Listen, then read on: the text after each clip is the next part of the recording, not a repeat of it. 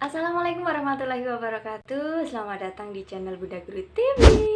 Belajar itu bermain, bermain itu ya belajar. Oke, pada kesempatan kali ini Bunda Guru ingin sedikit mengabarkan, ingin sedikit berbagi informasi tentang kekhawatiran dari PPG Prajab, dari lulusan PPG Prajab yang selama ini memang dinanti-nanti seperti itu ya. Kemarin sudah ujian UKPPG dan sekarang baru menanti kelulusan. Nah, setelah lulus pertanyaannya yang banyak muncul itu rata-rata sama ya. Akan ditempatkan di mana, akan bagaimana hubungannya dengan pembukaan CASN 2023 yang insya Allah akan dilakukan bulan Oktober besok, dan juga berapa sih gajinya, akan digaji seberapa, akan digaji berapa oleh siapa, oleh pemerintah pusat atau pemerintah daerah. Nah, bagaimana itu banyak sekali pertanyaan-pertanyaan yang menjadikan pertanyaan oleh lulusan PBG Prajab, terutama yang gelombang 1 dan gelombang 2 ya. Nah, untuk itu Bunda Guru akan sedikit memberikan informasi yang Bunda Guru dapat dari percakapan dari Prof. Suyanto dengan Bapak Andika Ganendra. Beliau adalah Direktur PPG Jenderal GTK Kemendikbudristek. Nah, beliau ini yang salah satu juru kuncinya di PPG di Kemendikbud. Nah, seperti apa? Nah, sebelum lihat videonya, jangan lupa klik like, komen, dan subscribe agar Bunda Guru semakin semangat membuat konten.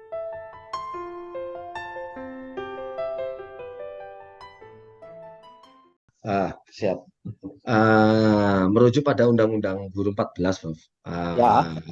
Profesional pedagogik sosial dan kepribadian. Hmm. Sebetulnya 2/4 kompetensi itu sebetulnya malah berada pada ranah afektif. Justru sebetulnya, nah ini merujuk juga kepada ini UNESCO yang dibilang guru to teaching how to do itu sebetulnya merupakan level paling rendah karena how to do itu Ya. kualitatif. Namun apabila seorang individu memiliki afektif yang tinggi, sebetulnya dia sudah bisa dalam level teaching how to be, atau teaching how to live together, atau learn how to learn. Nah, itu yang Oh ya. jadi kebetulan saya sebelum di PPG, Direktur PPG, saya ada di sekretariat kepala Kabagren, kepala bagian perencanaan. Nah, kebetulan kami juga saya mengurusi rekrutmen ASN P3K. Dalam 2 tahun terakhir kami sudah mengangkat itu 540 ribu guru ASN, guru Ya. dari honorer menjadi ASN. Nah, eh, formasi ini terbagi menjadi 2 bagian. Formasi yang diusulkan oleh pemerintah daerah, jadi tugas kita itu berkolaborasi dengan pemerintah daerah. Ayo usulkan, karena ini untuk kepentingan rakyat, untuk karir path-nya para pendidik kita. Nah, di situ nanti pemerintah daerah mengusulkan formasi. Usulan formasi itu nanti akan diterima oleh Kemenpan. Nah, kita sebelumnya juga sudah kolaborasi dengan Kemenpan. Dari formasi yang diusulkan, dari tahun 2021 itu ada 500 ribu. Hmm. 2022 itu ada 319 ribu. Dan ini nanti 2023 itu ada 278, sekarang sudah meningkat menjadi 295 ribu. Oh. Nah, dari formasi yang diusulkan tersebut itu terbagi menjadi 2. Formasi untuk pengangkatan honorer, artinya formasi tersebut sudah ada penunggunya, sudah ada guru existing yang mengajar di tempat tersebut. Dan ada formasi yang kosong, karena sebagaimana kita ketahui untuk di daerah timur terutama banyaknya, itu ada sekolah-sekolah yang saat ini masih diajar oleh guru sampingan. Jadi satu Oke. guru ngajar 2 kelas, Ya. misalnya. Harusnya itu kan masing-masing kelas punya guru masing-masing. Nah, karena satu guru ini ngajar 2 kelas, berarti ketika formasinya satu guru ini dibuka, nah kelas satunya yang kosong yang diajar oleh si guru ini berarti kan formasinya kosong. Nah, Ya. itulah formasi kosong itu untuk ditempati oleh guru-guru individu-individu lulusan prajabatan. Oh, oke. Karena sebagaimana kita ketahui, Kemenpan sudah mengeluarkan surat edaran bahwa tidak boleh lagi ada pengangkatan honorer.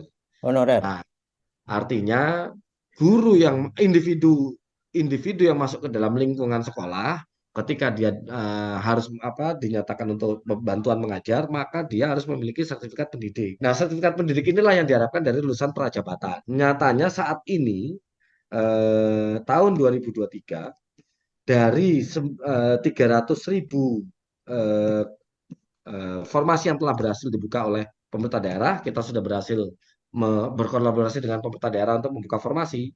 2023 ini ada 300.000 formasi, 200.000 diantaranya itu formasi untuk guru honorer, Hmm. pengangkatan dari honorer menjadi ASN. Honorer yang akan diseleksi untuk menjadi ASN. Seleksinya sekitar bulan November mungkin, Bro. November, Oktober atau November. Dari 300.000, 200.000 itu kita alokasikan untuk guru honorer yang saat ini existing sedang mengajar. Hmm. 100.000 itu kosong. Artinya ada sekolahnya, ada rombelnya, ada siswanya, namun nggak ada gurunya. Oke. Nah, Hmm. berarti kan formasi-formasi kosong ini yang sekitar 100.000 itu justru potensi untuk kita harapkan dari lulusan PPG Prajabatan. 26.000 Oh, itu ini. makanya. Nah, di sini kami sebagai pemerintah sebetulnya juga sekalian mendorong. Nah, ini peta yang saat ini terjadi ya. Kita agregasi per provinsi yang sebetulnya ini merupakan masing-masing pemerintah daerah per kabupaten kota dan provinsi itu berbeda. Hmm. Jadi nanti yang biru ini adalah lulusan PPG Prajabatan yang gelombang 1. Yang Oke. orange itu lulusan PPG Prajabatan yang gelombang 2. Itu sudah kita pasang-pasangkan, sudah kita rencanakan kamu akan kira-kira menempati di daerah mana. Sudah kita pasangkan seperti itu. Nah, justru masih banyak ini daerah yang abu-abu, artinya daerah tersebut sudah membuka formasi untuk prajabatan, namun suplai dari kami sendiri yang belum ada. Nah, di sini kami mengajak para individu eh, apa terutama untuk mahasiswa pendidikan yang semester akhir, jangan ragu untuk menjadi guru. Karena kenapa? Kami di Kemdikbud sudah kolaborasi dengan Kemenpan, BKN, pemerintah daerah. Kita sudah menyediakan tempat untuk Anda semua. Ya, Itu ya, satu. ya. Oke. Nah, jika Anda menempati posisi yang kosong tersebut dan sudah prajabatan, berarti setidaknya Anda akan mendapatkan karir sebagai ASN, itu pertama. Kedua, gaji sebagai ASN P3K. Yang ketiga, tunjangan profesi yang 1 kali gaji pokok yang akan kita berikan.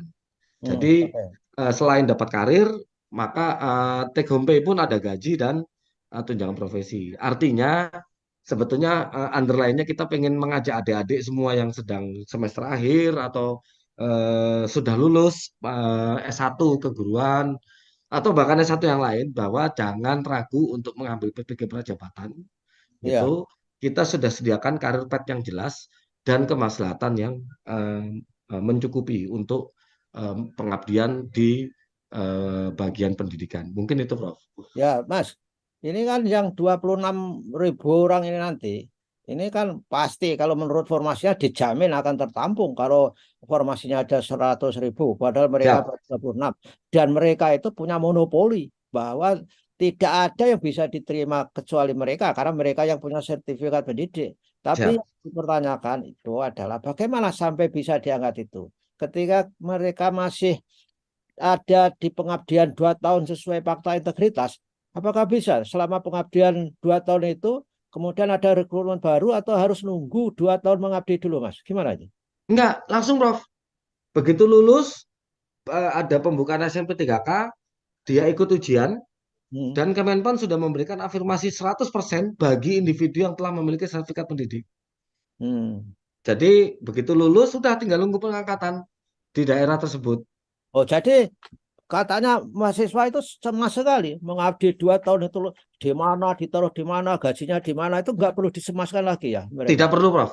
Nah, bagi prajabatan yang masih berproses, saat ini gelombang 1, gelombang 2, Nah, dan yang masih baru lulus itu kami sudah mengadakan apa semacam kayak koordinator PPG gitu, mahasiswa koordinator. Itu Hmm. nanti bagian publikasi di tempat kami akan menghubungi masing-masing koordinator itu untuk menempatkan kamu tempatnya di sini, kamu tempatnya di sini. Itu sudah kami pasangkan sesuai dengan formasi yang dibuka oleh pemerintah daerah. Jadi kita nunggu apa dari kami ada pembukaan formasi pemerintah daerah, lalu kita pasang-pasangkan. Bagi individu yang sudah terlanjur lulus dari kemarin, yang sudah bekerja di tempat lain. Jadi prajabatan yang sudah dari tahun 2020, 2021. Nah, ini kami sedang mendata, Prof. Karena memang kami akui bahwa kolaborasi antara kami pemerintah daerah, Kemenpan itu pemasangan antara kelulusan PPG Prajabatan dengan formasi pemerintah daerah yang dibuka itu memang baru saat ini, Prof. Baru Iya, terjadi ya. Nah, bagaimana pendapat teman-teman semuanya? Apakah itu angin segar? Apakah kabar baik? Atau seperti apa pendapat teman-teman?